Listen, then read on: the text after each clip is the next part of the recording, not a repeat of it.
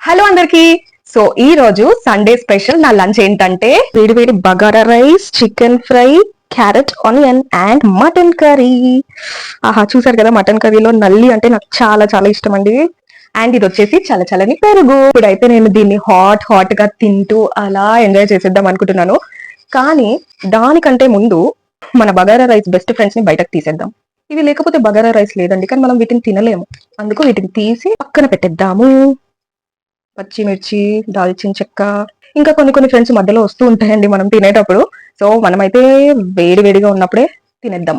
First ఎప్పుడైనా bagara rice ఇలా వేడి వేడిగా ఉన్నప్పుడు ఫస్ట్ ఒక ముద్ద ఇలానే తింటే ఆ టేస్ట్ చెప్పలేమండి.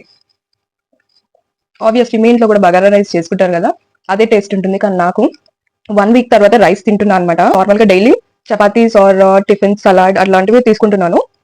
సో 1 వీక్ తర్వాత ఇలా వేడి వేడి రైస్ తింటుంటే రైస్ తో ఇంత చేస్తున్నా, ఇంకా మా డాడీ చేసిన మటన్ కర్రీ వేసుకోలేదు అనమాట. ఈ బగారా రైస్ వచ్చేసి మా మమ్మీ చేశారు, chicken fry and mutton curry మా డాడీ చేశారు. నాన్ వెజ్ లో మా డాడీ చాలా పర్ఫెక్ట్ అండి. ఎంత బాగా చేస్తారంటే అది తిన్న వాళ్ళకి అర్థమవుతుంది. మీకు మా డాడీ చేసే నాన్ వెజ్ రెసిపీస్ కావాలంటే కామెంట్ సెక్షన్ లో కామెంట్ చేయండి, నేను ఖచ్చితంగా వాటిని అప్లోడ్ చేస్తాను. ఆహా, వేడి వేడి అన్నంలోకి వేడి వేడి మటన్ నల్లి, హాహాహా.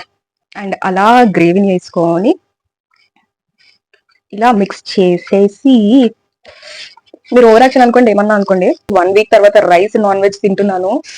నాన్ వెజ్ అయితే డైలీ తింటాను, రైస్ అయితే 1 వీక్ తర్వాత తింటున్నా కాబట్టి ఎక్సైట్మెంట్ అనమాట. As usual perfect.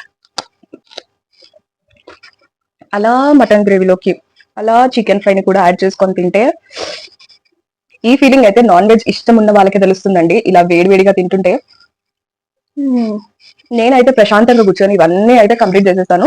మీరు సండే స్పెషల్ ఇంట్లో ఏం వండుకున్నారో, ఏం తిన్నారో కామెంట్ సెక్షన్ లో కామెంట్ చేసేయండి. అంతవరకు చలో బాయ్.